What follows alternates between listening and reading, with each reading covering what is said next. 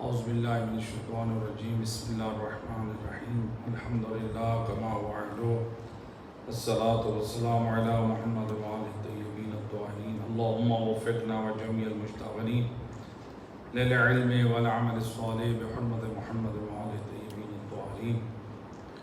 بسم اللہ الرحمن الرحیم۔ درس قرآن بسلسلہ انس قرآن اور فہم قرآن در نظر وارثان قرآن۔ توفیق خداوند متعال سے درس قرآن کا سلسلہ جاری ہے اور آج سورہ بقرہ کی 5 آیات ہمارا موضوع رہیں گی۔ آیت نمبر 275 سے لے کر 279 تک۔ تو انشاءاللہ ان کا ترجمہ اور پیغام ارشاد رب العزت ہو رہا ہے۔ بسم اللہ الرحمن الرحیم۔ الذين يأكلون الربا لا يقومون إلا كما يقوم الذي يتخبطه الشيطان من المس ذلك بأنهم قالوا إنما البيع مثل الربا وأحل الله البيع وحرم الربا ومن جاءه موعظة من ربه فانتهى فله ما سلف وأمره إلى الله ومن عاد فأولئك أصحاب النار هم فيها خالدون۔ انشاءاللہ اس یہاں سے یعنی ہم نے تبرکاً ایک آیت مجیدہ کا ترجمہ جو ہے تلاوت کی ہے، باقی آیات کا ترجمہ انشاءاللہ۔ اعوذ باللہ من الشیطان الرجیم بسم اللہ الرحمن الرحیم۔ سورہ بقرہ آیت نمبر 275۔ ارشاد رب العزت ہو رہا ہے، جو لوگ سود کھاتے ہیں وہ بس قیامت کے دن اس شخص کی طرح اٹھیں گے جسے شیطان نے چھو کر حواس باختہ کر دیا۔ اس کی وجہ یہ ہے کہ وہ کہتے ہیں کہ تجارت بھی تو سود کی طرح ہے، سود خور ہے، حالانکہ اللہ نے تجارت کو حلال اور سود کو حرام کیا ہے۔ بس جس شخص کے پاس اس کے رب کی طرف سے نصیحت پہنچی اور اس نے سود کو خود سے روک دیا اور جو پہلے لے چکا وہ اسی کا ہوگا اور اس کا معاملہ خدا کے سپرد ہے، اور جو سود لینے سے باز نہ آئیں تو ایسے جہنمی ہیں جہاں وہ ہمیشہ رہیں گے۔ یہ ترجمہ قرآن۔ اس ترجمے میں بعض لوگ ایک بہت بڑی غلط فہمی میں مبتلا ہوتے ہیں۔ وہ کہتے ہیں کہ ہم توبہ کر رہے ہیں، اللہ تعالیٰ نے آیت میں کیا فرمایا، جو پہلے لے چکا وہ اسی کا ہو گئے، حالانکہ یہ معنی مراد نہیں۔ یہ ہے قرآن مجید کی آیت نازل ہونے وقت کا حکم کہ جو تم پہلے لے چکے ہو وہ تمہارے ہیں۔ حکم کے نازل ہونے کے بعد اب کوئی یہ کہے کہ میں سود کا بزنس کاروبار کرتا رہوں اور میں سود کھاؤں اور توبہ کرنے لگوں تو وہ مال نہ، وہ انشاءاللہ آخر میں اس کا حکم آ رہا ہے۔ آیت نمبر 276۔ خدا سود کو نابود اور خیرات کو بابرکت بنا دیتا ہے، اور اللہ کسی ناشکر گناہگار کو پسند نہیں کرتا۔ آیت نمبر 277۔ بے شک جو لوگ ایمان لے آئے اور نیک عمل بجا لائے اور نماز قائم کی اور زکوٰۃ ادا کی، ان کا اجر ان کے رب کے پاس محفوظ ہے، اور ان کے لیے قیامت کے دن نہ کسی قسم کا خوف بھی نہیں ہوگا اور وہ لوگ غمزدہ بھی نہیں ہوں گے، اس لیے کہ ان کے دامن میں جو ہے وہ نیک اعمال ہے۔ یہ ایمان ہے یا اعمال صالحہ۔ آیت 278۔ اے ایمان والو، اللہ کے غضب سے ڈرو اور جو سود لوگوں سے لینا باقی ہے اسے چھوڑ دو۔ جو تم نے سود کے معاملات کیے ہیں، جو لوگوں سے لینا ہے اس کو چھوڑ دو اگر تم صاحبان ایمان ہو۔ 279۔ لیکن اگر تم نے ایسا نہ کیا، یعنی سود کا بزنس کاروبار نہ چھوڑا، ڈٹے رہے، ضد پر رہے، تو اللہ اور اس کے رسول سے جنگ کے لیے تیار ہو جاؤ۔ تو جو سود لینے والے ہیں، سود کھانے والے ہیں، وہ خدا اور رسول سے کیا کرتے ہیں؟ جنگ کرنے والے. اور اگر تم نے توبہ کر لی تو تم اصل مال کے حقدار. نہ تم ظلم کرو گے اور نہ تم پر ظلم کیا جائے گا. یعنی نہ تم کسی کا نہ حق مال سود سے کھاؤ گے اور نہ تمہارا اصل مال روکا جائے گا. یہ معنی بات ہے. ان آیات میں یعنی یہ 5 آیات ہیں آج ہمارا موضوع قرار پائیں. کتنی آیات ہیں؟ 5 آیات. ان میں سے 4 آیات کا تعلق سود کے متعلق ہے اور ایک کا تعلق ایمان اور عمل صالح سے. اب ان آیات میں اللہ سبحانہ و تعالیٰ نے کیا پیغام دیا؟ قرآن مجید سورہ آل عمران میں بھی اللہ سبحانہ و تعالیٰ نے سود کی مذمت فرمائی.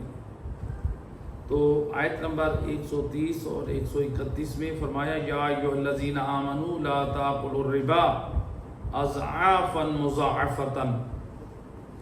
اے ایمان والو اپنے مال میں اضافہ کے لیے بڑھا چڑھا کر سود نہ کھاؤ. منع کر رہے اللہ تعالیٰ. واتقوا اللہ, اللہ کے غضب سے ڈرو. لعلکم تفلحون, تاکہ تم لوگ کامیاب ہو جاؤ. واتقوا النار التی اعدت للکافرین, اور اپنے آپ کو جہنم کی اس آگ سے بھی بچاؤ جو آگ کافروں کے لیے تیار کی. یعنی اللہ اس میں مومنوں کو خبردار کر رہا ہے سود نہیں کھانا, سود نہ کھاؤ, اپنے آپ کو جہنم کی آگ سے بچاؤ جو آگ کافروں کے لیے تیار. یعنی یہ قرآن کی آیت بتا رہی ہے جو لوگ سود کھاتے ہیں وہ اور کافر جہنم کی ایک ہی جگہ پہ جلیں گے. قرآن کی آیت واضح, یہ تو کسی مفتی صاحب کی بات نہیں ہے, نہ یہ کسی مذہب کی بات ہے, سنی شیعہ قرآن ہے.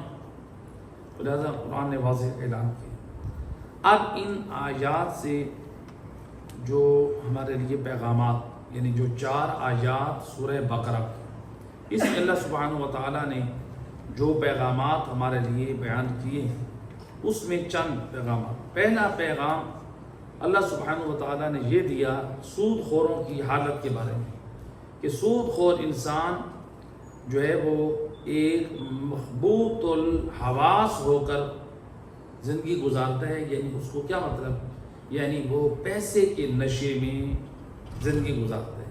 اس کا ہم و غم یہی ہوتا ہے کہ پیسہ مل جائے, بس پیسہ جمع کرنا. تو اس کو نہ دین کی پتہ ہوتی ہے نہ آخرت کی پرواہ ہوتی ہے.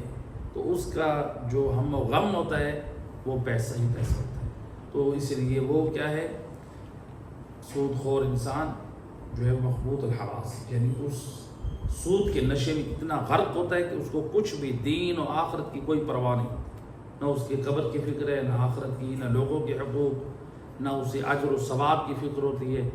بس وہ مال کے جمع کرنے کی فکر میں رہتا ہے, جیسے قارون اپنے خزانے بھرتا تھا, فرعون بھرتا تھا. لہٰذا دوسرا اس میں جو پیغام دیا کہ سود خور انسان خمس, زکوٰۃ اور صدقہ خیرات سے محروم تک ہو جاتا ہے. چونکہ پہلے والی آیات میں کس چیز کی اللہ نے تاکید کی؟ صدقہ و خیرات کی, زکوٰۃ کا ذکر کیا ہے جی. تو لہٰذا جو لوگ سود خور ہوتے ہیں وہ ان چیزوں سے محروم ہو جاتے ہیں. چونکہ سود خور کیا چاہتے ہیں؟ مال, حل میں مزید اور پیسہ ہے اور مال ہے. تو وہ پیسے کی لالچ کرتا رہتا ہے, پیسہ جمع کرتا ہے. خمس, زکوٰۃ, صدقہ خیرات, بہن بھائیوں کا حق دینا, رشتہ داروں کا حق دینا, اس کی لاجک میں یہ بات نہیں, کیونکہ وہ سود خور ہے. وہ تو لوگوں سے پیسہ بٹور رہا ہے, وہ تو غریبوں سے بھی لے رہا ہے, وہ تو مجبور لوگوں پہ بھی رحم نہیں کر رہا. بہن بھائیوں کو کہاں دے گا, غریب لوگوں کو حق کہاں دے گا, خدا رسول کی خوشنودی کے لیے وہ کہاں کیسے خرچ کرے گا. تو تیسرا ان میں پیغام دیا آیات میں کہ سود خور حرام ہونے سے پہلے کے معاملات کو اللہ سبحانہ و تعالیٰ نے کہا ہے کہ جو سود خور ہیں, سود کھانے والے. بسم اللہ, تشریف لیں, آگے تشریف لیں, صلوات پڑھیں محمد اللہم صلی علی محمد. تو ان آیات میں یہ بتایا سود خور کے جو پہلے کے معاملات ہیں وہ معاف ہیں, بعد والے معاف نہیں ہیں. تو جو لوگ قرآن کی آیت پڑھتے ہیں کہ اللہ تعالیٰ نے کہا ہے کہ جو تم سے پہلے ہو چکا وہ تمہیں معاف ہے, وہ معنی مراد یہی ہے کہ جو لوگ یعنی حکم سود نازل ہونے سے پہلے جو مسلمان سود کھاتے تھے، یعنی زمانہ جاہلیت میں سود انہوں نے لیا تھا، یا مثلا حکم آنے سے پہلے مسلمان ہو کے سود لے رہے تھے، ان کے لیے کہا گیا تو پہلے والا سود تمہیں معاف کر دی گئے، آئندہ کے لیے سدھر جاؤ۔ نہ کہ آج کے لوگوں کو یہ کہا جا رہا ہے جو تم نے سود کھا لیا وہ تمہارے لیے حلال ہے، آئندہ کے لیے سدھر نہیں۔ ہمارے لیے یہ حکم نہیں ہے۔ ہمارے لیے کیا حکم ہے یہ آخر میں آ رہا ہے۔ ایک صلوات پڑھ دے محمد رسول اللہ، اللہم صلی علی محمد۔ نمبر 4، جو لوگ سود خوری کو مثل حلال مال تجارت سمجھتے ہیں تو قرآن نے جو ہے وہ اس کے بارے میں بھی سمجھایا کہ یہ جو ہے یعنی حقیقت میں قرآن کے خلاف ورزی کرتے ہیں۔ قرآن کریم نے ایسے لوگوں کو کیا کہا ہے جو سود کو حلال تجارت کی مثل سمجھتے ہیں، قرآن نے ان کو جہنمی کہا ہے۔ قرآن نے ایسے لوگوں کی مثال دے کے ان کو جہنمی کہا ہے۔ تو لوگ آج ہے نا، بعض لوگ کہتے ہیں کہ سود، ہم بھی تو محنت کر رہے ہیں، جتنا تاجر دکاندار محنت کرتے ہیں ہم بھی محنت کر رہے ہیں، ہمارا پیسہ ہے، ہم جو ہے وہ بیٹھے ہیں، دے رہے ہیں، لے رہے ہیں، لینے دینے کی ٹینشن ہے۔ تو یعنی یہ ان کی اپنی لاجک ہے، تو اسلام میں کوئی ایسا کنسیپٹ نہیں۔ تو لہٰذا قرآن کہہ رہے ہیں کہ جو سود کو حلال سمجھتا ہے تو وہ جہنمی ہے۔ اور اسی لیے ہمارے علماء امامیہ، چونکہ قرآن نے سود کو کیا کہا ہے؟ حرام۔ سود کیا ہے؟ قرآن کی زبانی اور سنت کی زبانی سود کیا ہے؟ حرام، گناہ کبیرہ میں سے۔ تو جو شخص سود کو حلال سمجھے، ایک مرتبہ ہے کوئی سود کھاتا ہے، کہتا ہے جی کیا کریں، ہمارا گزارا نہیں ہوتا، اللہ معاف کرے، یہ وہ اپنے آپ کو گناہ گار سمجھتے ہے تو گناہ کبیرہ، اور ایسا گناہ کبیرہ ہے کہ جو انسان کو جہنم میں لے کے جائے۔ یعنی یہ ایسا خود اللہ جہنمی کہہ رہا ہے سود خور کو، یہ تو کسی مولوی صاحب کی بات ہی نہیں ہے سود خور جہنم میں نہیں جائے گا۔ اللہ قرآن میں کہہ رہا ہے سود خور نے جہنم میں جانا ہے۔ تو لہٰذا اب اگر کوئی شخص کہتا ہے میں نہیں مانتا یہ سود حرام، یہ حلال، یہ محنت، تو جو شخص یہ کہے میں سود کو حلال سمجھتا ہوں آمدن جان بوجھتے ہوئے اور ضد بھی ہے کرتے اس پر، تو وہ پھر دائرہ اسلام سے خارج ہوتا ہے۔ جو سود کو حلال سمجھتے ہیں یعنی ضروریات دین کا انکار کرتا ہے، تو ضروریات دین میں سے کسی ایک کا انکار کر دے تو وہ شخص کافر ہو جاتا ہے۔ مثلا نماز، ایک بندہ نماز نہیں پڑھتا گناہ گار، ایک کہتا ہے میں نماز کوئی واجب نہیں ہے، وہ شخص کافر ہو گیا۔ ایک شخص ہے روزہ نہیں رکھتا، وہ کہتا ہے جی میں گناہ گار، وہ گناہ گار کہتا ہے جی روزہ ہے ہی نہیں، روزہ ہمارے اوپر واجب ہوا نہیں ہے، یہ تو صرف غریبوں کے لیے ہوا ہے، تو یعنی وہ تقسیم، یہ شخص کافر ہو گیا۔ تو لہٰذا یعنی جہالت ہوتی ہے لوگوں کے اندر، اللہ تعالیٰ ہدایت فرمائے۔ تو اس میں نمبر 6، سود خور جو ہوتا ہے یہ اس شخص کی مثل ہے، قرآن نے کہا کہ یہ خدا اور رسول سے جنگ کرنے والا ہے۔ نمبر 7، سود سے توبہ کے بعد اپنا اصل مال لینے کا قرآن نے کہا ہے کہ آپ کو حق حاصل، آپ اپنا اصل مال لے سکتے کیونکہ وہ تو آپ کا حلال ہے، وہ آپ لے سکتے۔ نمبر 8، سود خوروں کا انجام کافروں اور ظالموں کا یعنی گناہ گاروں جیسا ہوگا، تو لہٰذا قرآن نے ان کو جہنمی کہا ہے اور ان کے بارے میں مذمت کی۔ صلوات پڑھیں محمد۔ یہ تھی قرآن کی آیات سے جو ہمیں پیغامات ملے۔ اب جو ہے صلوات پڑھ دیں محمد اللہ صلی علیہ۔ تو لہٰذا اس کے بعد روایت امام جعفر صادق علیہ السلام، امام علیہ السلام نے فرمایا درہم و ربا اشد عند اللہ من 70 زینہ کلھا بذات محرم۔ امام علیہ السلام فرماتے ہیں کہ ایک درہم، کس کا؟ ایک درہم سود کا کھانا خداوند متعال کے نزدیک بڑا گناہ ہے کہ جو شخص جو ہے کیا کرے اپنی محرم سے من 70 زینا 70 مرتبہ جو زنا کرے اپنی محرم خواتین سے، یعنی کوئی شخص 70 مرتبہ اپنی محرم خاتون کون ہوتی ہے؟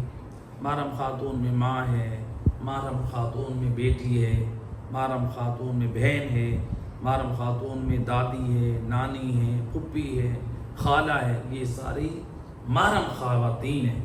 تو امام فرماتے ہیں اس طرح کی 70 خواتین سے منہ سیاہ کرنے سے بڑا گناہ ہے 70 گناہ، جو 1 روپیہ سود کا کھاتا ہے، 1 درہم سود کا کھاتا ہے۔ یعنی لوگ جو ہے وہ تھوڑے سے پیسوں کے لیے وہ جو ہے کیا کرتے ہیں، سود کے کام میں اپنے ہاتھ ڈال دیتے ہیں۔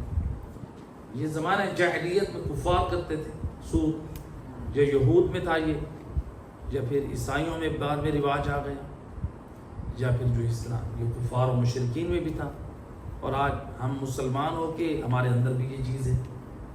تو سود یہ حرام ہے اور گناہ کبیرہ میں سے۔ تو اس لیے روایت رسول خدا صلی اللہ علیہ وسلم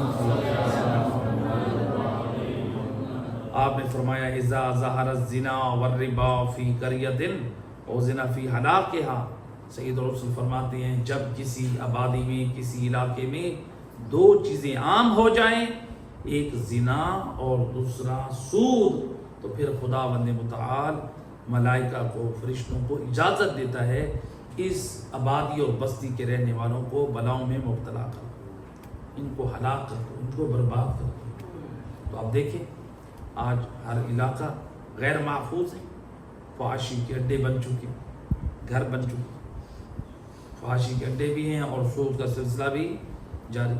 اب تو بات جو ہے وہ نوجوان اور بعض مومنین بتاتے ہیں کہ بلا یہ جو ہے اب فحاشی کے اڈے جو ہے یہ نہیں رہ گئے، اب لوگوں نے یہ بزنس جو ہے وہ موبائلوں میں رکھ لی ہے، موبائلوں میں یہ پکچر سینڈ کرتے ہیں، موبائلوں میں یہ ویڈیوز کلپ سینڈ کرتے ہیں، اور وہاں پر جو ہے یہ فحش خواتین کی جو ہے وہاں پر ترسیل ہوتی ہے، اور جہاں پر وہاں پر ان کے دکھا کر اور پھر ان کے ریٹ فکس ہوتے ہیں۔ تو یعنی اس طرح ہماری جو وہ نسل تباہ ہو رہی ہے، ہمارا معاشرہ برباد ہو رہا ہے کہ لوگ اس کو حلال سمجھتے ہیں، حالانکہ اس حرام کے ذریعے سے، دلالی کے ذریعے سے مال ہونے والا مال حرام ہے، گناہ کبیرہ میں سے، اس مال میں سے جو دلالی اور زنا کی کمائی میں سے جو حاصل ہوئی ہے۔ حتیٰ کہ آج کل جیسے کہ بعض لوگ بتاتے ہیں کہ بعض جو ینگ حضرات ہیں، اور سوشل میڈیا سے ہم بھی وابستہ ہیں، اسی وجہ سے میں وابستہ رہتا ہوں تاکہ اپنی قوم کی نوجوان نسل کی اصلاح اور تربیت کر سکوں۔ تو جو دیکھنے میں کتنی ایسی چیزیں آ رہی ہیں کہ یعنی نوجوان نسل جو ہے وہ ادھیڑ عمریں جو ہے وہ خواتین خاص طور پر جن کے مرد اپنی بیویوں کی طرف توجہ نہیں کرتے، یا جو مرد بیرون ملک جا کے بیٹھ گئے، اب وہ خواتین خیانت کرتے ہیں، پھر نوجوان لڑکوں کو استعمال کرتی ہیں اپنی شہوت کو پورا کرنے کے لیے، اور پھر وہ کیا کرتی ہیں، وہ پھر نوجوان نسل کو پیسہ دیتی ہیں۔ تو یعنی وہ نوجوان زنا کرنے کے پیسے دے رہے، وہ بھی مال حرام ہے۔ ایک مرتبہ یہ ہے کہ خاتون مال حرام لے، زنا کی کمائی لے، وہ بھی مال حرام، مرد نوجوان جو پیسہ لے رہا ہے وہ بھی مال حرام۔ یہ وہ پیسہ ہے، اس پانی سے اگر کوئی وضو کرے تو وضو باطل ہے، اگر اس سے کوئی غسل کرے تو غسل باطل ہے، خود اس سے اندازہ کیجیے۔ ان پیسوں کے کپڑوں میں نماز باطل ہے، ان پیسوں میں آپ کا کوئی 1 روپیہ صدقہ و خیرات قبول نہیں، 1 روپیہ بھی قبول نہیں، چاہے آپ سارے پیسے صدقہ کر دینا، وہ پیسہ اللہ کی بارگاہ میں تب بھی قبول نہیں۔ آپ کو یہ بھی حق نہیں ہے کہ آپ اللہ کی راہ میں اس کو صدقہ کریں، وہ مال حرام ایسا ہے۔ آپ کیا کریں، لعنت بھیجے، اس پیسے کو واپس کریں جس کا ہے وہ، اور اپنے گناہ سے توبہ کریں۔ اس کا پتہ نہیں ہے تو پھر وہ نائب امام تک بھیجے وہ پیسہ، مالک علم نہیں یہ ہے، یعنی وہ اتنا مال ناپاک ہو گئے کہ آپ اس کو صدقہ و خیرات کرنے کی لیاقت نہیں رکھتے، اس کے اندر اتنی تاثیر نہیں ہے۔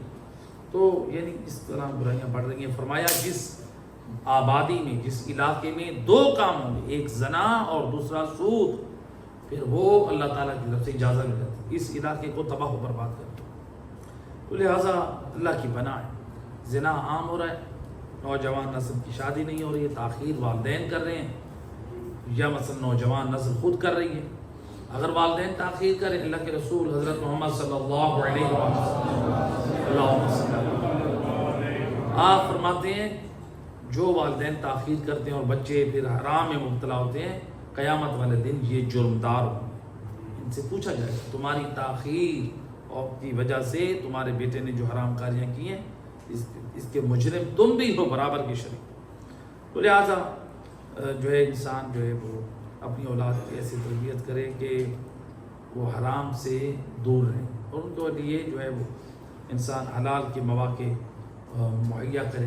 اس لیے آیت اللہ سیستانی فرماتے ہیں جو بندہ حرام سے میں مبتلا ہونے کا خدشہ ہے، مثلا زنا میں، لواط میں، تو پھر اس کو چاہیے کہ پھر وہ کیا کرے، اپنی شادی کے اسباب مہیا کرے، اور یہ واجب ہے، نہ کہ معاشرے میں برائیوں میں اور بے حیائی اور ان چیزوں میں لگا رہے۔ صلوات پڑھ دیں محمد۔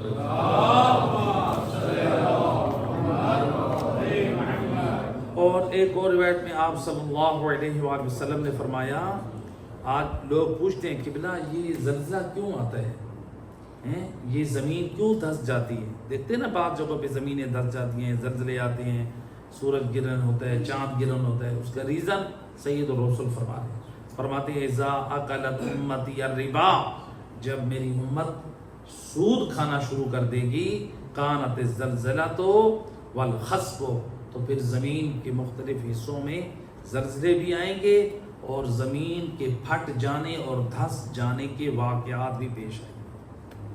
تو یہ واقعات کب پیش آتے ہیں؟ یہ سود کھانے کی وجہ سے۔ تو یہ جو چاند گرنے لگتا ہے، سورج گرنے لگتا ہے، روایات میں معصوم سے پوچھا گیا، معصوم فرماتے ہیں یہ ہمارے گناہوں کا اثر ان کے اوپر ہوتا ہے، اس لیے ہمارے اوپر نماز آیات پڑھنا واجب رکھی گئی کہ انسان نماز پڑھے اور استغفار کرے، اپنے گناہوں کی معافی مانگے۔ تو لہٰذا زلزلہ آ گئے یا دوسرے آفات آ گئے، تو یہی طوفان، یہ جو سیلاب ہے، یہ بھی ایک آفات میں سے ایک آفت ہے۔ تو آزمائش تو بن گئی، یہ بھی خدا کی طرف سے ایک آزمائش بن کے آیا۔ ہر انسان کو کی آزمائش، مالداروں کی آزمائش ہوئی، وہ غریبوں کی کتنی مدد کرتے ہیں۔ غریبوں کی آزمائش ہوئی کہ وہ دین پر رہتے ہیں یا بے دین بن جاتے ہیں، اس میں لوگوں کا مال لوٹنا شروع کر دیتے ہیں۔ تو لہذا اس میں یہ آزمائش دوبارہ، تو جو بھی مصائب آتے ہیں، مصیبتیں آتی ہیں، تو بعض اوقات زیادہ ترجیح ہے کہ وہ ہمارے اپنے گناہ ہوتے ہیں جن کی وجہ سے، تو یا پھر یہ ہے کہ آزمائشیں جو ہوتی ہیں، ہم آزمائشیں ہمارے اوپر جو آتی ہیں نا، وہ ہمارے امتحانات وہ نہیں ہوتے کہ ہم یہ کہیں کہ ہم اس منزل پہ پہنچیں جس پر انبیاء اور ائمہ خدا علیہ السلام ان کے اوپر جو مصائب آتے تھے وہ آزمائش ہوتے تھے، اور وہ آزمائش ان کے لیے نہیں ہوتے تھے کہ اللہ تعالیٰ ان کو جاننا چاہتا ہے کہ میرے دین پہ صبر کرتے ہیں یا نہیں کرتے۔ اللہ تو جانتا ہے، اللہ جانتا ہے کہ نہیں جانتا؟ اللہ کائنات کے ذرے ذرے کو جانتا ہے، تو کیا اپنے انبیاء جن کو نبی بنا رہے کہ اللہ ان کے بارے میں نہیں جانتا کہ یہ صابر ہوں گے؟ حضرت ایوب علیہ السلام پر کتنے مصائب آئے، 7 بیٹے ایک چھت کے نیچے دب کے مر گئے، باغات اجڑ گئے، جانور مر گئے، 2 بیویاں چھوڑ کے چلی گئی، صرف ایک رہ گئی، کتنے مصائب ہیں۔ خود وہ جو ہے مریض ہو کے چارپائی پہ لاچار ہو گئے۔ تو یہ سارے جو مصائب ہے حضرت ایوب، کیا اللہ تعالیٰ حضرت ایوب کے بارے میں نہیں جانتا؟ یہ میرا صابر نبی ہے، جانتا ہے، تو پھر آزمائش میں کیوں ڈالا؟ انبیاء اور ائمہ خدا علیہ السلام کو آزمائش میں اس لیے ڈالتا ہے، وہ ہمیں دکھاتا ہے کہ دیکھو جن ہستیوں کا میں نے انتخاب ہدایت کے لیے کیا ہے وہ کس قدر صبر کے عملی نمونہ ہیں، وہ کس قدر خدا کی جو ہے وہ شاکر اور صابر ہیں، ان کی زبان پر شکوہ نہیں ہے۔ ہمارے لیے امتحان ہے، ہمیں چیک کیا جاتا ہے، ہمیں بھی ذرا پرکھا جاتا ہے، دکھایا جاتا ہے۔ اللہ تو ہمیں بھی جانتا ہے، ہماری اصلیت لوگوں کو بھی دکھاتا ہے اور ہمیں بھی دکھاتا ہے۔ دیکھ تم تو تھوڑی سی مصیبت پہ بھی صبر نہیں کر سکتے اور امیدیں جنت کی رکھتے ہو۔ صلوات پڑھ دیں محمد اللہم صلی علی محمد۔ تو لہٰذا یعنی یہ زلزلوں کا آنا اور یہ زمینوں کا دھس جانا، یہ جو ہے یہ سبب کیا بنتا ہے؟ یہ سود خوری۔ تو لہٰذا آیت نمبر 275 میں اللہ سبحانہ و تعالیٰ نے جو مثال دی ہے کہ جو لوگ تجارت کے مال کو یعنی سود کو تجارت کی مثل سمجھتے ہیں تو اللہ سبحانہ و تعالیٰ نے ان کی مذمت کی۔ اور آج بھی بہت سارے لوگ ہیں ان کے اندر یہ فکر پائی جا رہی ہے کہ یہ جو ہے سود جو ہے یہ مثل تجارت ہے، تو کہتے ہیں کہ یہ بھی تو ہم پیسہ یعنی کسی چیز میں انویسٹ کرتے ہیں تو وہاں سے پروفٹ حاصل کرتے ہیں، وہی پیسہ ہم جو ہے ادھر ہم دے رہے ہیں قرضے کے طور پہ، اس میں بھی ہمیں پروفٹ مل رہا ہے۔ تو فرق نہیں ہے کہ آپ پیسہ انویسٹ کرو چیزوں میں یا آپ پیسہ ویسے انویسٹ کرو، تو ان کی اپنی ایک لاجک ہے، تو لہذا یہ جائز ہے۔ تو اس کا اب یہ جواب کیا ہے؟ تو دیکھیں سود میں اور تجارت میں فرق ہے۔ سود اور تجارت میں علماء نے بہت سارے فرق بیان کیے، تمہارا چند ان میں سے جو میرے اپنے ذہن میں آئے ہیں، جو کچھ علماء نے ذکر کیے ہیں تو ان کو ترتیب دی ہے۔ تو سود اور تجارت میں جو نمایاں فرق ہیں ان میں کیا ہے؟ سود جو دینے والا ہے، جو سود دینے والے کو یعنی سود جو لینے والا ہے یعنی سود پہ قرض دینے والے پیسہ دینے والے اس کو کوئی نقصان نہیں ہے، اس کو ہمیشہ فائدہ ہی فائدہ ہے، ایسے کہ نہیں؟ جو سود کا کاروبار کر رہا ہے اس کو فائدہ ہے، نقصان جبکہ تاجر کو فائدہ بھی ہے اور نقصان بھی، تو فرق ہے یا نہیں؟ تو جو لوگ کہتے ہیں کہ سود اور تجارت برابر ہیں، یہ کیسے برابر ہے؟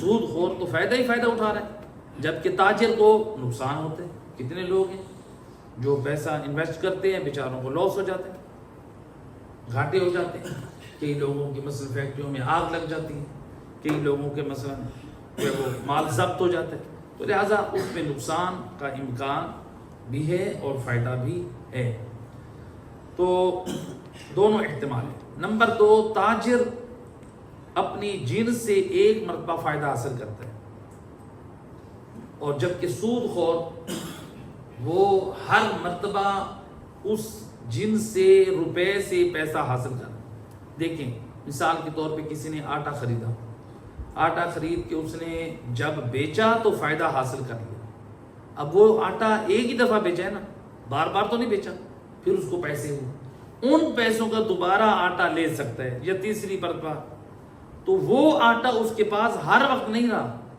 بلکہ جب آٹا ایک مرتبہ بیچ دیا ہے تو پھر ختم، اور سود خور کے نے جو پیسہ دیا پھر وہی پیسہ لیا، پھر وہ پیسہ اس کے پاس وہی رہ گیا، تو اس کی جو ہے وہ چیز اس کے پاس وہی رہ گئی، تو لہٰذا یہ تاجر اور اس میں فرق ہے۔ جو کہتے ہیں کہ سود اور تجارت میں کوئی فرق نہیں ہے، فرق ہے، جنس جو ہے وہ اس سے ایک دفعہ فائدہ اٹھایا جاتا ہے، جیسے گندم ہے، چاول ہے، کوئی بھی چیز ہو، کپڑا ہو، بیچنے والا اس سے ایک دفعہ فائدہ اٹھاتا ہے، جبکہ سود خور انسان جو ہے وہ پیسے سے بار بار فائدہ اٹھاتا ہے، وہی پیسہ لے رہا ہے پھر دے رہا ہے، وہی پیسہ لے رہا ہے دے رہا ہے۔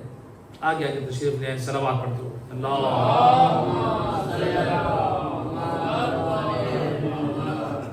تو تیسرا جو فرق ہے وہ ہے کہ تجارت کرنے والے خود کو اور دوسروں کو فائدہ پہنچ، جو تجارت کرنے والے ہیں، اچھا سود خور جو ہیں وہ خود غرض ہوتے ہیں، وہ کہتے ہیں مجھے فائدہ پہنچے، اس سے مجبور لوگوں سے فائدہ اٹھاتا ہے، غریب لوگوں سے فائدہ، ایسے کہ اور جبکہ تاجر لوگ ہوتے ہیں وہ خود کو بھی فائدہ دیتے ہیں اور دوسروں کو بھی فائدہ دیتے ہیں، یہ ہے فرق۔ تو جو لوگ کہتے ہیں تجارت اور سود میں کوئی فرق نہیں، فرق ہے ان میں۔ تو لہٰذا نمبر 4، جو سود خور ہے وہ سود خور اس کو مال پہ بھروسہ ہوتا ہے، خدا پہ بھروسہ نہیں ہوتا، اس لیے وہ خدا پہ توکل نہیں کرتا، تو وہ شرک خفی میں مبتلا ہو جاتا ہے، اس لیے یہ شرک خفی میں سے ہے، غیر خدا پر بھروسہ کرنا۔ لہٰذا جو تجارت کرتا ہے وہ اللہ پہ بھروسہ کرتا ہے، وہ اللہ سے دعا کرتا ہے، جبکہ سود خور دعا نہیں کرتا حلال روزی کی۔ تو وہ یہ تو اور بات ہے، آج لوگ حرام کے لیے بھی جو ہے وہ بعض وظیفے پڑھتے ہیں، حرام کے لیے بھی جو وہ کیا ہے دعائیں مانگ رہے ہوتے ہیں، استغفر اللہ ربی واتوب الیہ، یعنی یہ جہالت ہے کہ اللہ تعالیٰ نے بھی کوئی حرام کے گاہک بھیجنے کو روزی دینی. تو یہ جو ہے سود خور جو ہے وہ کیا ہے خدا پہ بھروسہ نہیں کرتا بلکہ وہ مال پہ بھروسہ کرتا ہے. تو جو مال پہ بھروسہ کر رہے ہیں خدا کو چھوڑ کے، یہ خود شرک خفی ہے. جبکہ تاجر تجارت کے لیے کیا کرتا ہے؟ محنت کرتا ہے اور اللہ کے اوپر بھروسہ کرتا ہے کہ خدا مجھے محنت کا ثمرہ دے گا، تو دعا بھی خدا سے کرتا ہے. نمبر 5، سود خور خود کو مضبوط کرنا چاہتا ہے اور غریب اور مجبور کو لوگوں کو وہ قرض نہیں دیتا، کسی کو قرض نہیں دیتا، جبکہ تاجر قرض دیتا ہے. جو بڑا بزنس مین ہوتا ہے وہ چھوٹے ہوتے ہیں تاجر لوگ، ان کو کیا کرتے ہیں؟ پیسہ، ان کو مال دیتے ہیں ادھار پہ، تاکہ ان کا بھی سلسلہ چلے اور میرا بھی سلسلہ وسیع ہو. تو یہ قرض والا جذبہ تاجر کے اندر ہوتا ہے، سود دینے والے کے اندر قرض کا جذبہ نہیں ہوتا، کیونکہ وہ تو قرض دے ہی سود کے اوپر رہا ہے. وہ تو شرط رکھ رہا ہے کہ میں 900 دوں گا تو 1000 روپے لوں گا. یہ مال سود ہے اور یہ حرام ہے، گناہ کبیرہ میں سے. جی تو لہٰذا اگر کوئی لاکھ وہ اپنے زمانے کا بہت بڑا عزیدار 1000 مرتبہ مولا حسین کی زیارت کر رہا اور وہ زیارت کرتے ہوئے اس کو موت بھی آ جائے اور ہو سود خور، اللہ قرآن میں فرما رہے ہیں سود خور اگر اس پر باقی رہے وہ جہنم میں جائیں گے. وہ اللہ اور رسول سے جنگ کرنے والے. ہم نے کہا ماشاءاللہ بڑا مولا کا ماتمی تھا، ماشاءاللہ بہت بڑا زادار تھا، اس کو تو موت بھی کربلا میں آ گئی.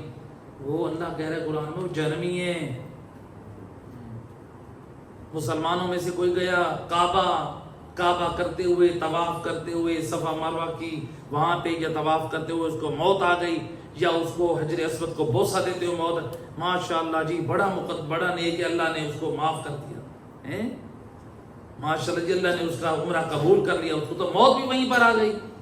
اگر اس نے سود سے توبہ نہیں کی وہاں جا کر اور اسی سود پر گیا، سود کا مال تھا اور وہ طواف کرتا ہے، اسی حالت میں موت آ گئی، اللہ کے گھر میں جا کے طواف کرتے ہوئے حجر اسود کو بوسہ دیتے ہوئے کعبہ کے خلاف پکڑ کے روتے ہوئے، اللہ قرآن میں کہہ رہے تم کہہ رہے ہو اس کو معافی مل گئی ہے. معافی نہیں ملی، وہ جہنمی مرا ہے، وہ جہنمی خدا اور رسول سے جنگ کرنے والا.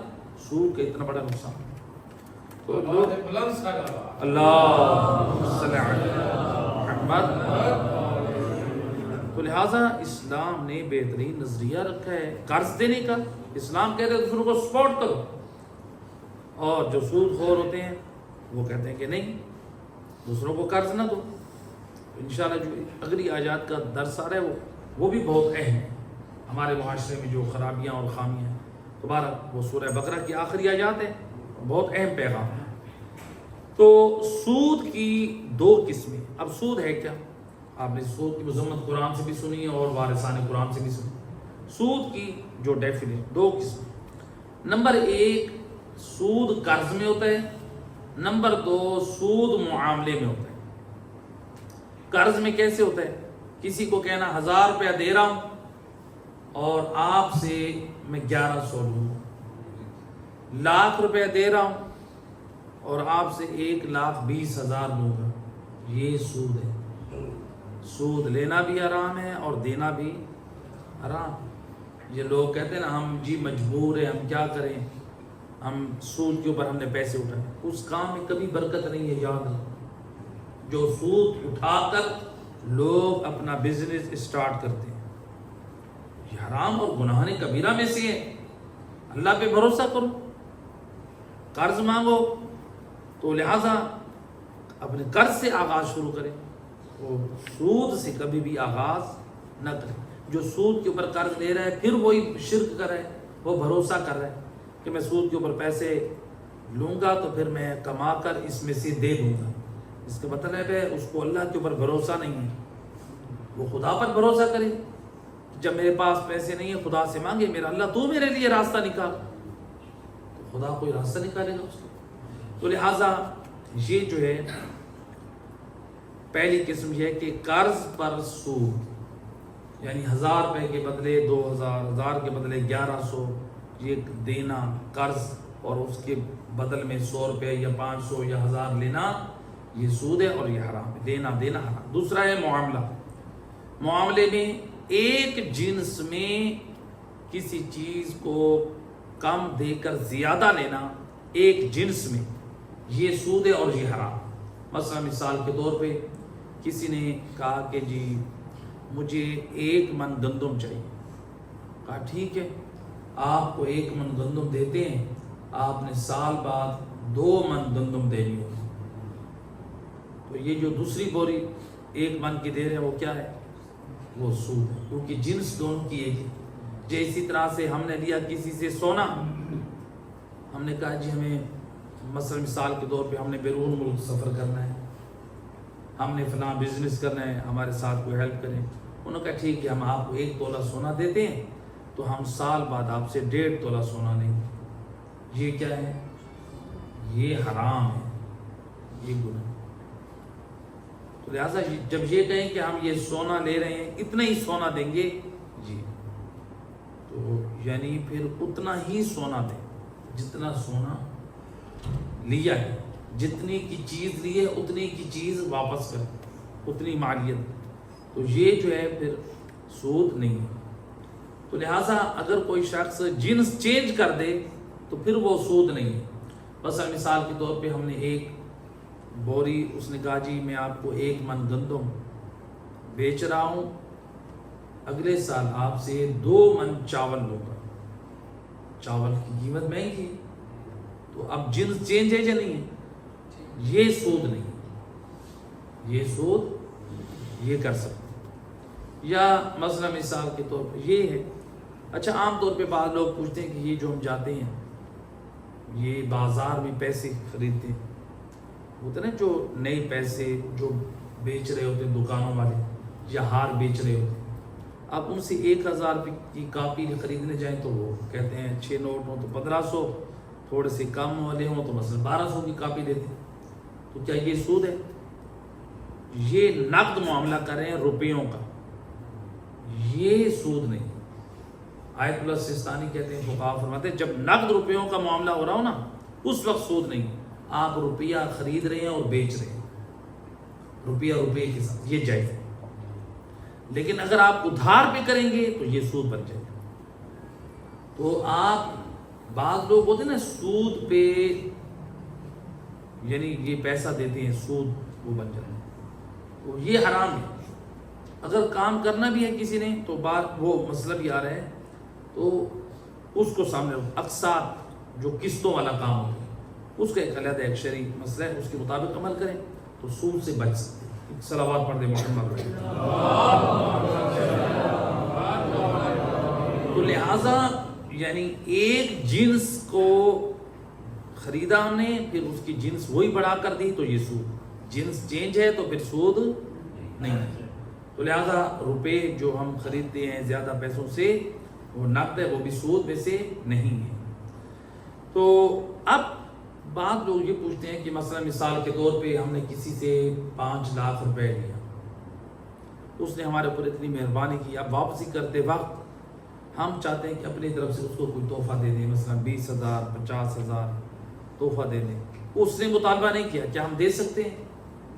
یہ سود تو نہیں ہے۔ اس میں فقہا فرماتے ہیں جائز ہے، آپ دے سکتے ہیں، جب آپ دونوں کے درمیان ایگریمنٹ نہ ہو آپ دے سکتے ہیں، بلکہ روایت امام جعفر صادق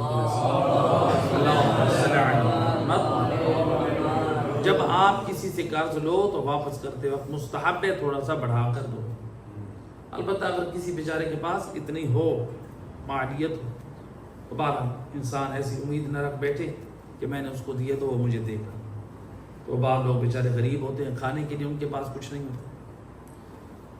تو یہ جو ہے یہاں پر، یہاں اب دوسرا مسئلہ، یہاں پر دوسرا سوال، یہ تھا پہلا سوال۔ دوسرا سوال، کیا اقساط پر کام کرنا سودی کاروبار میں شامل ہے؟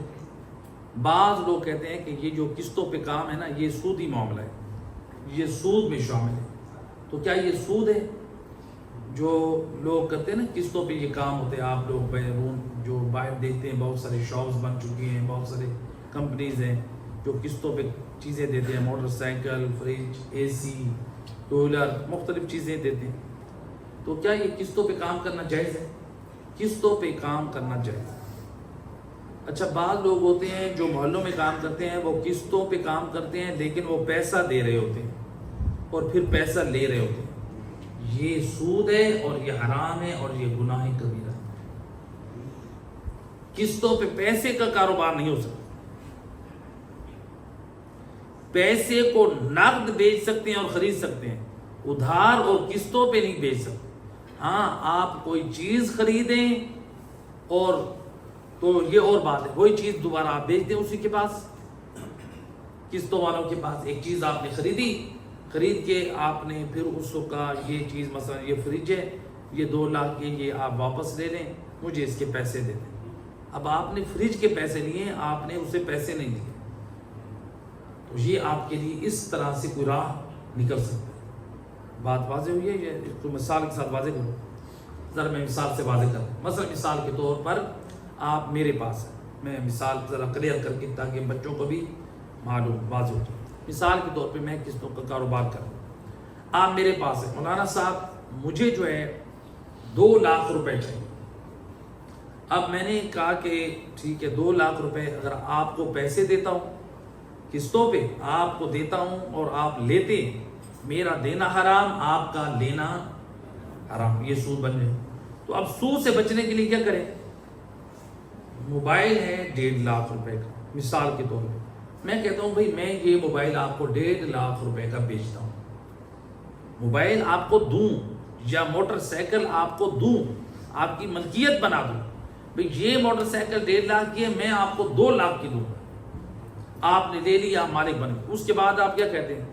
مولانا صاحب مہربانی کریں، آپ یہ موٹر سائیکل واپس لے لیں یا مجھ سے خرید لیں، آپ، میں یہ بیچنا چاہ رہا ہوں.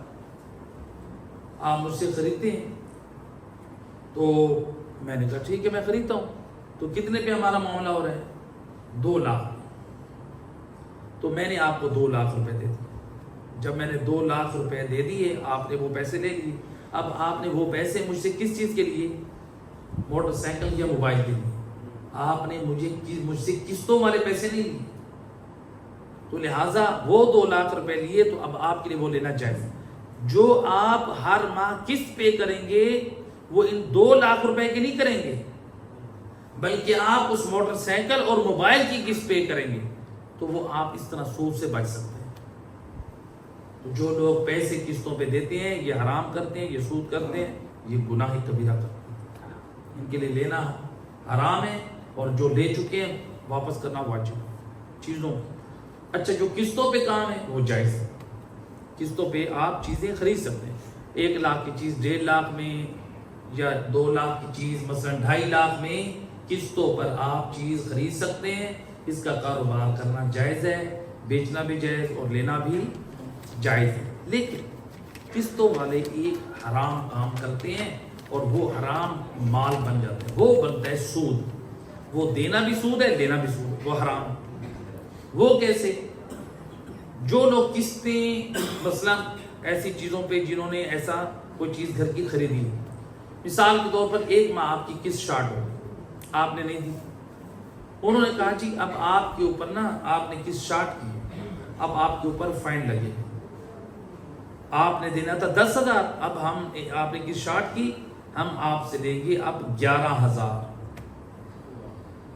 اب یہ جو 1,000 روپے لے رہے ہیں نا، یہ زائد، یہ سود ہے اور یہ مال حرام. کیونکہ شروع میں ایگریمنٹ ایسا نہیں ہوا تھا. شروع میں یہ ایگریمنٹ ہوا تھا کہ ہم یہ موبائل آپ کو قسطوں پہ 1 لاکھ روپے کا دے رہے ہیں، جس کی آپ نے 10 ماہ میں قسط 10,000 روپے دینی ہے. لیکن جب ایک قسط شارٹ ہوئی تو ہم نے کہا کہ نہیں، ہم تو 1,000 روپے زیادہ چارج کریں گے. تو یہ جو زیادہ چارج کر رہے ہیں یہ حرام ہے، تو اس کے لیے لینا حرام. لیکن جس نے تاخیر کی ہے اس نے بھی حرام کی ہے. اس نے کیا حرام کیا؟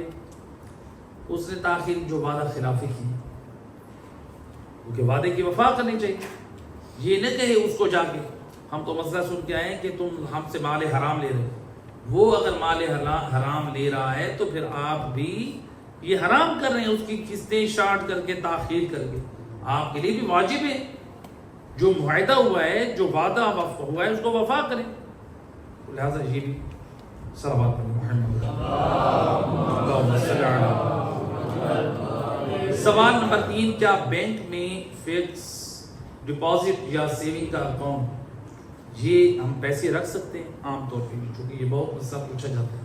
آیت اللہ سستانی اور فقہا فرماتے ہیں فکس ڈپازٹ اور سیونگ اکاؤنٹ بنانا یہ آپ کے لیے شرعاً جائز ہے. تو اس میں لوگ کہتے ہیں کہ بھائی جب ہم اس اکاؤنٹ میں، سیونگ اکاؤنٹ میں یا کسی بھی اکاؤنٹ میں ہم پیسہ رکھیں گے تو ہمیں معلوم ہے کہ وہ جو ہم فارم فل کر رہے ہیں اس کے اوپر لکھا ہوتا ہے کہ آپ کو اتنے فیصد پروفٹ ملے گا، ٹرانسفر کر دیا جائے گا آپ کے اکاؤنٹ میں. ہمیں معلوم ہے، اور یا ہمیں معلوم ہوتا ہے کہ اس فارم فل کرتے وقت وہاں پر ساری ڈیٹیل موجود ہوتی ہے. تو کیا یہ سود نہیں ہے؟ تو ان کا فارم پہ لکھ دینا بینک والوں کا، یا ان کا یہ بتانا، اس کا کوئی اعتبار نہیں. آغا سستانی کہتے ہیں کہ جب آپ بینک سے مال لے رہے ہیں نا تو آپ ایک ہاتھ میں لیں تو آپ دوسرے ہاتھ میں دیں اور یہ نیت کریں کہ میں قرض لے رہا ہوں.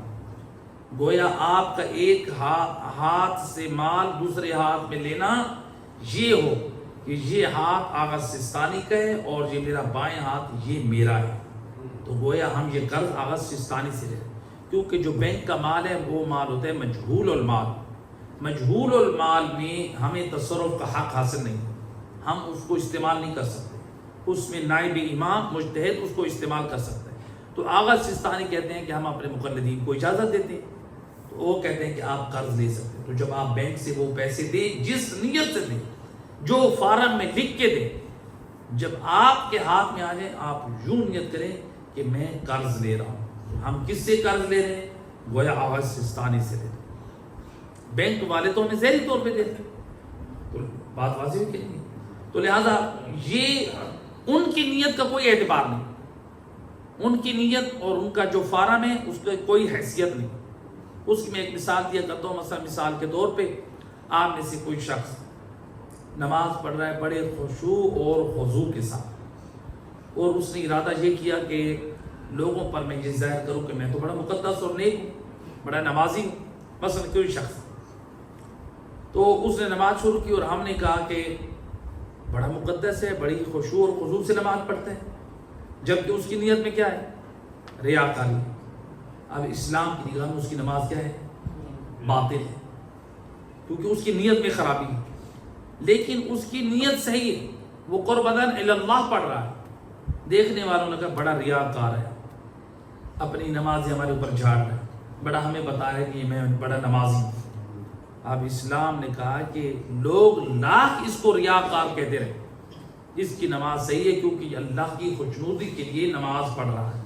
تو اس لیے آغا سستانی کہتے ہیں وہ لاکھ فارم میں لکھیں کہ اس کے اوپر ہم یہ پروفٹ دیں گے، اتنا سود دیں گے، یا وہ بینک میں بیٹھنے والے آپ کو لاکھ بتائیں، ان کا بتانا، ان کا فارم میں لکھ دینا، اس کا کوئی اثر نہیں ہے. آپ کی نیت ہے، آپ یہی نیت کریں کہ میں جو ہے یہ بینک میں رکھ رہا ہوں اس لیے حیثیت سے کہ میں بینک میں پیسہ سیو رکھ رہا ہوں. چاہے کسی اکاؤنٹ میں بھی رکھیں، آپ کو پتہ ہے کہ اس اکاؤنٹ میں رکھنے میں پیسہ مجھے زیادہ پروفٹ ملے گا. ہاں اگر پیسے نہ ملیں تو آغا سستانی کہتے ہیں آپ نے جھگڑا نہیں کرنا، لیکن پیسہ مل جائے تو آپ کے لیے کیا ہے؟ جائز. صلوات پڑھ دیں محمد.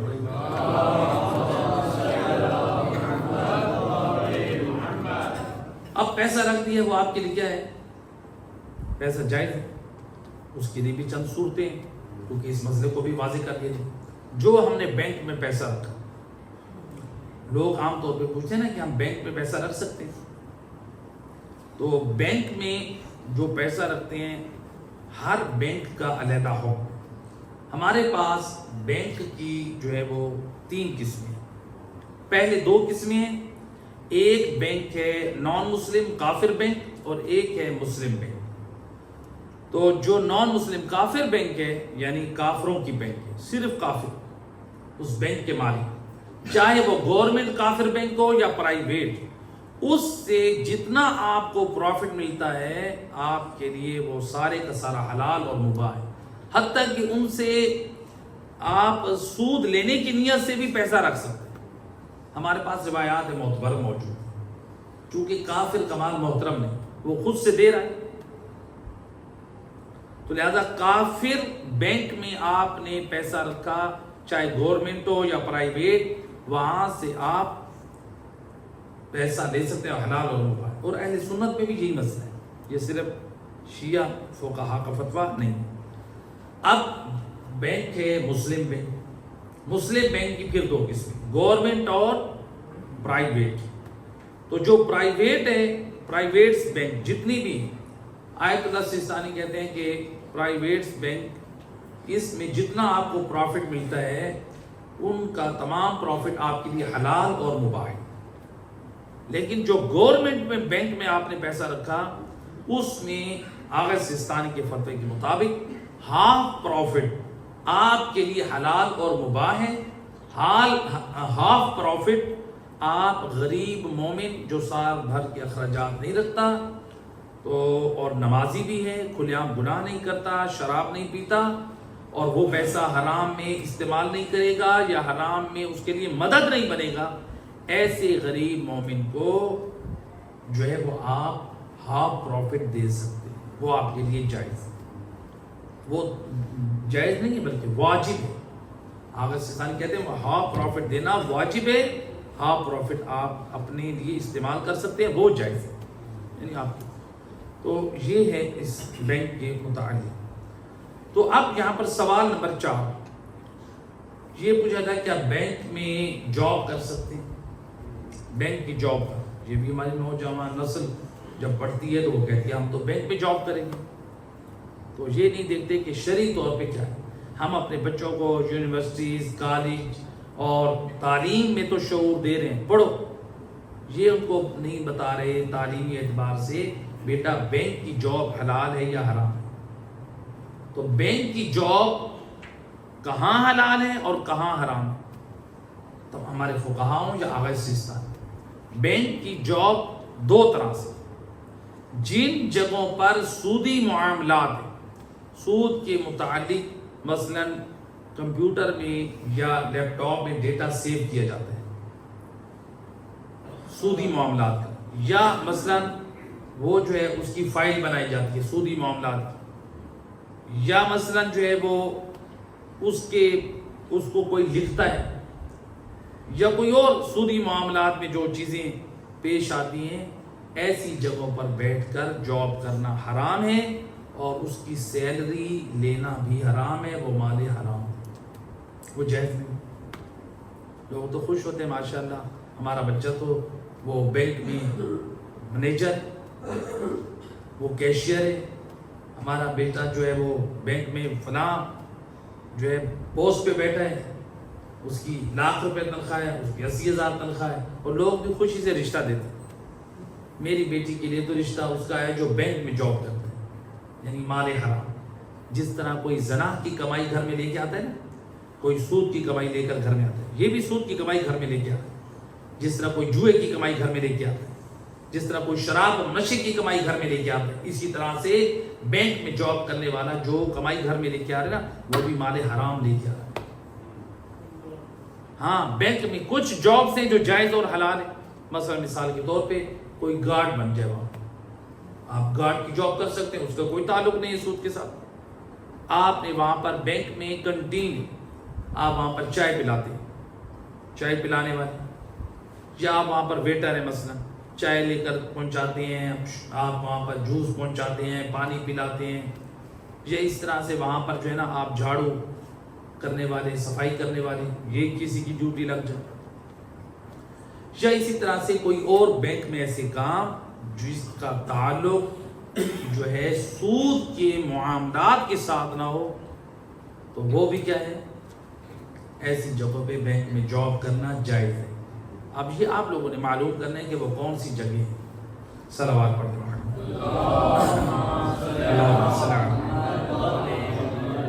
لہٰذا بینک میں چونکہ عام طور پہ کیا ہوتا ہے، لکھنا، گواہ بنانا، فائل فل کرنا، یہ سارے کام تو اس لیے روایت ہے امیر المومنین علی ابن ابی طالب علیہ السلام، اللہم صلی علی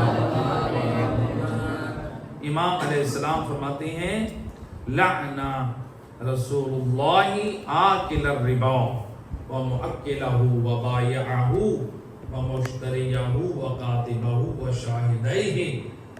امام علیہ السلام فرماتے ہیں رسول خدا صلی اللہ علیہ وآلہ وسلم نے چند افراد پر لعنت کی ہے۔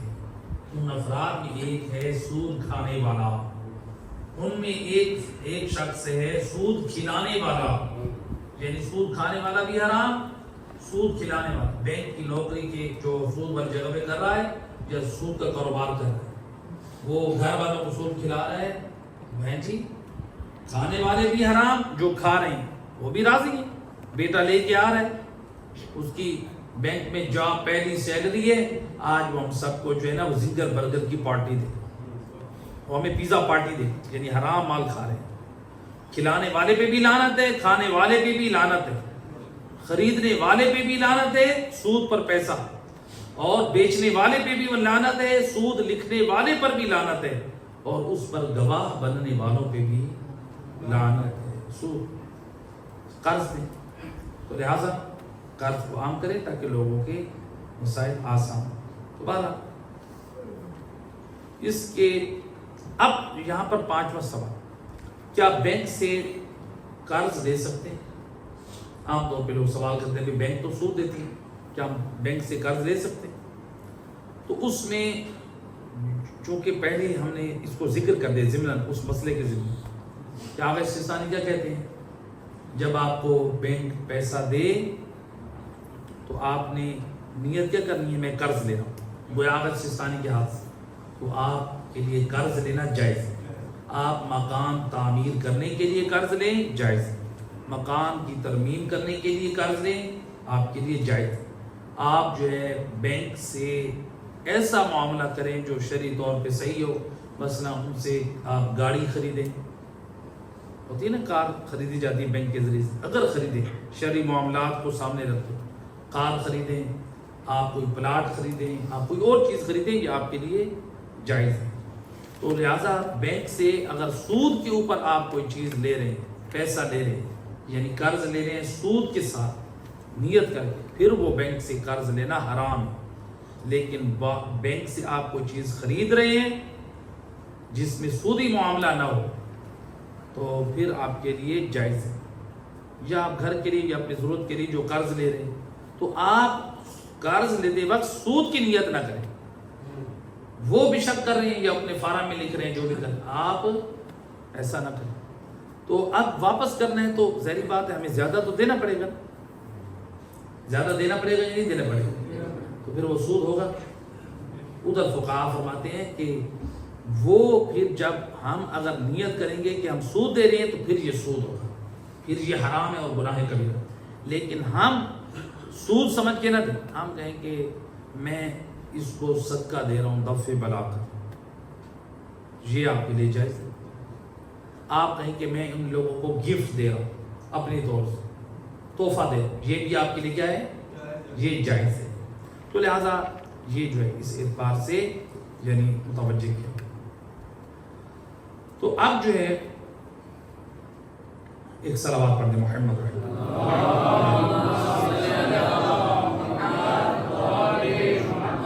تو لہٰذا یہاں پر اس مسئلے کا لب لباب یہ ہوا کہ گورنمنٹ بینک ہو یا پرائیویٹ بینک ہو، اس سے آپ کیا ہے بغیر سود کی نیت کے قرض لے سکتے ہیں۔ تو عام طور پہ ہمارے معاشرے میں لوگ سود کے گناہ میں مبتلا کیوں ہوتے ہیں؟ اس کی وجہ یہ ہے کہ وہ احکام شریعت کو پڑھتے نہیں ہیں، سمجھتے نہیں، جس کی وجہ سے سود کے گناہ میں مبتلا ہو جاتے ہیں جی۔ اس لیے اللہ کے رسول حضرت محمد صلی اللہ علیہ وسلم آپ نے فرمایا من اتجر ولم یتفقہ فی الدین ارتتم فی الربا ثم ارتتم ثم ارتتم، 3 مرتبہ رسول اللہ نے فرمایا جو شخص تجارت تو کرتا ہے لیکن احکام شریعت نہیں سیکھتا، آپ نے فرمایا وہ سود میں گر جاتا ہے، وہ سود میں گر جاتا ہے، وہ سود میں گر جاتا ہے۔ لوگوں کو بڑا شوق ہوتا ہے ہماری فیکٹری بن جائے، ہمارا کاروبار ہو، ہماری دکان بن جائے، ہمارا بزنس ہو، ہمارا سب کچھ ہو، سب کچھ کرو، اسلام آپ کو منع نہیں کرتا۔ علماء کے پاس بیٹھو، احکام سیکھو۔ کوئی ایسا تو نہیں ہو سکتا کہ آپ مال حرام لے کے جا رہے ہو اپنے گھر میں، اپنی بیوی اور بچوں کو کھلا رہے ہو۔ سیکھ تو لو۔ مدرسہ حجت بن چکا ہے آپ کے علاقے محلے میں، کتنے لوگ ہیں احکام سیکھنے کے لیے؟ جی ایران میں یعنی جتنا عرصہ ہم رہے نا، وہاں پر صرف دینی طالب علم نہیں پڑھتے تھے، میں خود دیکھتا تھا۔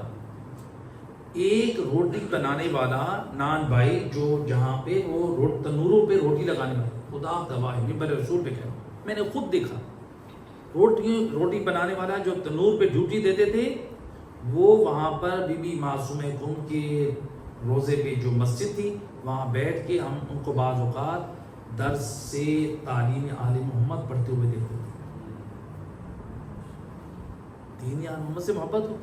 کتنے لوگ تھے جو احکام پڑھنے آتے تھے، یعنی مجھے بعض لوگوں کی یعنی میں ذکر کر رہا ہوں نا، ان کی شکلیں میرے ذہن میں وہ نقش ہو، وہ کون کون جوان کس کس ہولیے میں بیٹھتا تھا، اور ہم دیکھتے تھے اس وقت رشک کرتے تھے، کہتے تھے کہ یہاں پر اتنا شعور دیا گیا، یہاں پر کام کرنے والے لوگ دین کی تعلیم احکام شریعت کو سیکھ رہے ہیں، اور ہمارے معاشرے میں لوگ نماز روزے واجبات کے احکام بھی نہیں سیکھتے۔ بہت کم رجحان ہے۔ دوبارہ رغبت ہونی چاہیے، اپنے جوانوں کو اپنے بچوں کو ترغیب دلائیں۔ تو لہٰذا بچے جوان بیٹھے رہتے ہیں گھروں میں موبائل لے کر، ہمارے جوانوں کو بچوں کو پتہ ہی نہیں ہے، نہ غسل کا پتہ ہے، نہ وضو کا پتہ ہے، نہ احکام کا پتہ ہے، نہ شریعت کا پتہ ہے۔ لہٰذا اپنے جوانوں کو بھیجیں، دین سے محبت کریں، ان کی آخرت کی فکر کریں۔ صلوات پڑھیں محمد۔ ایک اور سوال، آخری سوال ہے کہ یہ بعض لوگ، اچھا یہ ایک سوال پیدا ہوتا ہے، دیکھیں آپ سارے لوگ استعمال کرتے ہیں یہ جو موبائل ہے نا، موبائل جب ہمارا بیلنس ختم ہو جاتا ہے تو ہم کیا کرتے ہیں؟ بعض لوگ کمپنی سے ادھار لیتے ہیں نا، جب آپ ادھار لیتے ہیں تو پھر وہ چارج جو آپ سے کرتے ہیں اتنے کرتے ہیں یا زیادہ کاٹتے ہیں؟ تو آپ تو ادھار قرض کے اوپر لے رہے ہیں۔ آغا سستانی کہتے ہیں یہ سود ہے۔ تو اس کے اوپر ہم نے غور کیا، دیکھیں نا احکام شریعت نہ سیکھنے کا ریزن ہے۔ البتہ ایک فقیہ ہیں آیت اللہ شیخ محمد اسحاق فیاض، خدا ان کا سایہ قائم رکھے، وہ کہتے تھے جائز ہے۔ تو لہٰذا آغا سستانی کے مقلد ان کی طرف رجوع کر لیں اس مسئلے میں، تو ان کے لیے بیلنس ایڈوانس منگوانا یہ کیا ہے؟ شرعی طور پر جائز ہو جائے گا۔ تو سود جو ہے اس قدر یعنی یہ بلا ہے کہ روایت میں ملتا ہے کہ رسول خدا صلی اللہ علیہ وسلم آپ نے جب یہ آیات مجیدہ قرآن کی سورہ بقرہ کی نازل ہوئی تو آپ نے جو مکہ کا کمشنر تھا، یعنی جو اس وقت کا حاکم تھا، اس کو یہ میسج بھیجا کہ اگر وہ لوگ فلاں قبیلے والے لوگوں سے سود سے باز نہ آئیں تو پھر تم ان کے ساتھ جنگ کرو۔ اور پھر رسول اللہ نے خطبہ دیا اور اس میں فرمایا، یعنی قرآن کی آیت نازل ہونے کے بعد، کہ یہ جو ہے جو سود لے چکے ہو اللہ نے معاف کر۔ بارہ دیگر باواز بلند صلوات۔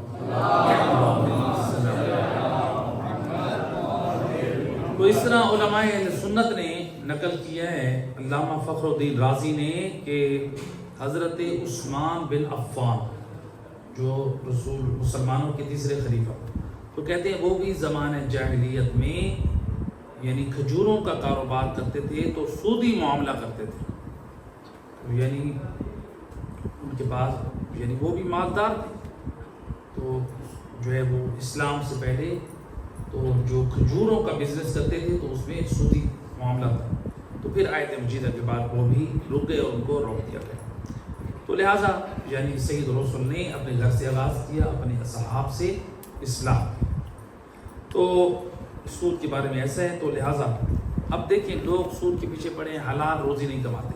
بس ایک روایت اور اس کے بعد ایک آخری آیت کا جو پیغام ہے، حلال روزی کی اہمیت کس قدر ہے۔ روایت میں ہے کہ ایک مرتبہ رسول اللہ جب جا رہے تھے تو آپ نے دیکھا کہ سامنے ایک بزرگ ہے جو کیچڑ میں اس کے ہاتھ پاؤں جو ہے وہ آلودہ ہے، تو سید رسول نے کیا کہ آگے بڑھ کے اس بزرگ کے ہاتھوں کو پکڑا اور ایک مرتبہ آپ نے بوسہ دیا۔ رسول اللہ سید الانبیاء ہو کے اس بوڑھے کے ہاتھ کا بوسہ دیا، کیوں؟ اس لیے وہ حلال کو کما رہا ہے، تو حلال کمانے والا یعنی رسول اللہ کو اتنا پسندیدہ ہے۔ آج لوگ ہوتے ہیں گھروں میں بیٹھ جاتے ہیں، لوگوں پہ امید رکھتے ہیں جی وہ لوگ کوئی خیرات بھیجیں گے تو ہم گھر کا نظام چلائیں گے۔ رسول اللہ نے بتا دیا وہ بوڑھا مجھے پسند ہے جو حلال روزی کے لیے کیچڑ میں اپنے ہاتھ پاؤں ڈالتا ہے، نہ کہ لوگوں کے اوپر امیدیں رکھ کے بیٹھے۔ اللہ اکبر۔ اسی لیے آپ صلی اللہ علیہ وآلہ وسلم نے فرمایا، اللہم صلی علی محمد، آپ نے فرمایا التاجر الصدوق یحشر مع الانبیاء ووجہہ کالقمر لیلۃ البدر۔ سید رسول فرماتے ہیں کہ جو تاجر ہے، جو سچا تاجر ہے، تو وہ قیامت والے دن جب آئے گا تو انبیاء کے ساتھ معشور ہوگا اور اس کا چہرہ 14ویں کے چاند کی طرح روشن ہوگا۔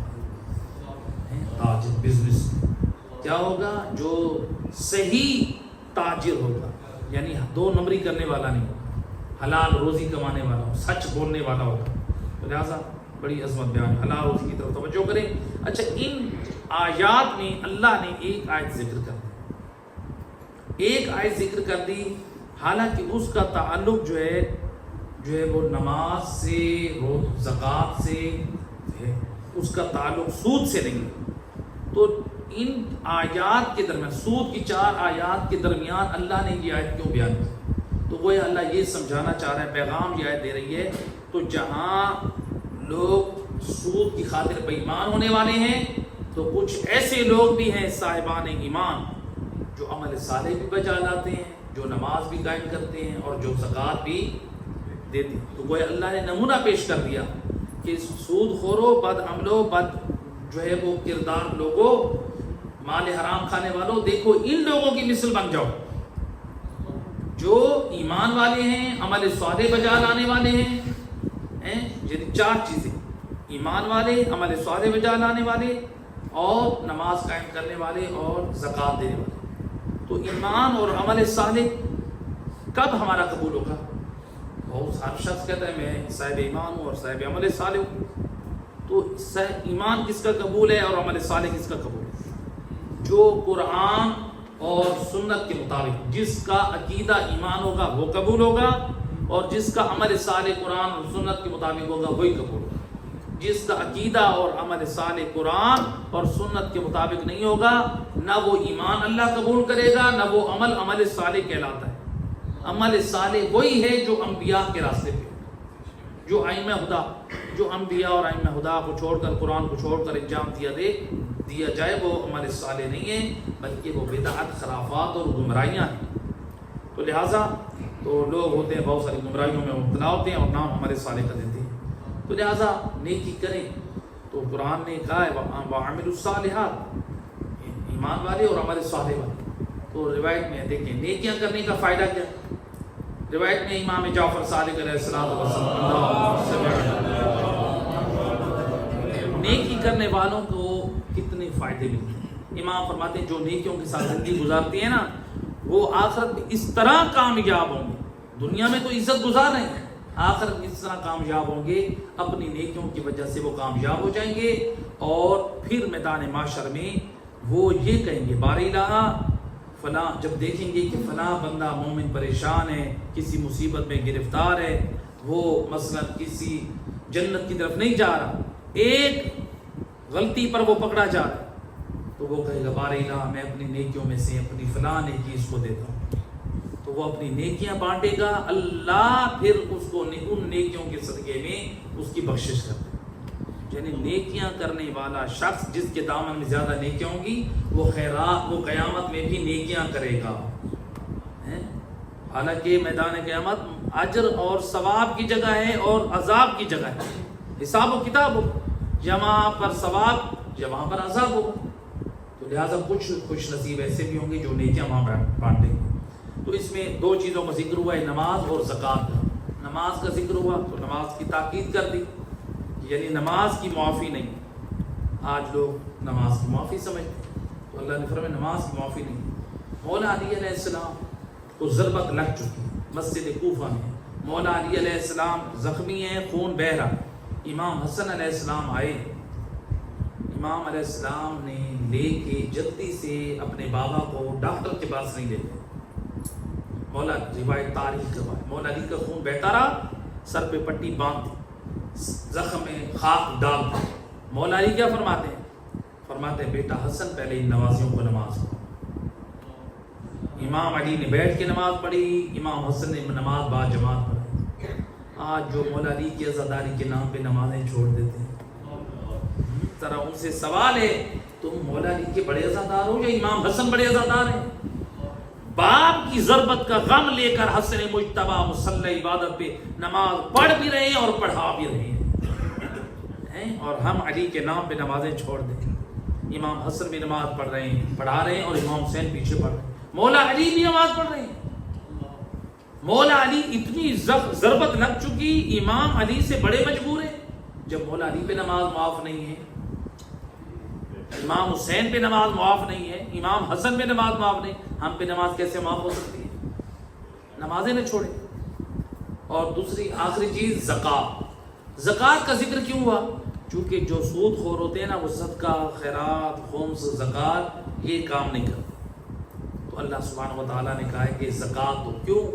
اس لیے کہ جو سود خور ہوتا ہے وہ لوگوں کا خون چوستا ہے، وہ غریبوں کا اور مجبور لوگوں کا ناجائز فائدہ اٹھاتا ہے، اور جو زکوٰۃ دینے والا ہوتا ہے نا، وہ غریبوں کو سپورٹ کرتا ہے۔ تو اسلام نے ایک نظریہ دے دیا، سود خور بے ایمان قرآن کی مخالفت کر رہا ہے، وہ خدا اور رسول سے جنگ کرنے والا ہے، تم زکوٰۃ کے ذریعے سے غریبوں کو سپورٹ کرو، تم لوگوں کی مدد کرو، تاکہ جو ہے لوگ اپنے پاؤں پہ کھڑے۔ پروردگارہ محمد و اہل بیت کی عزت کا واسطہ اس درس قرآن کو اپنی بارگاہ میں شرف قبولیت عطا فرما۔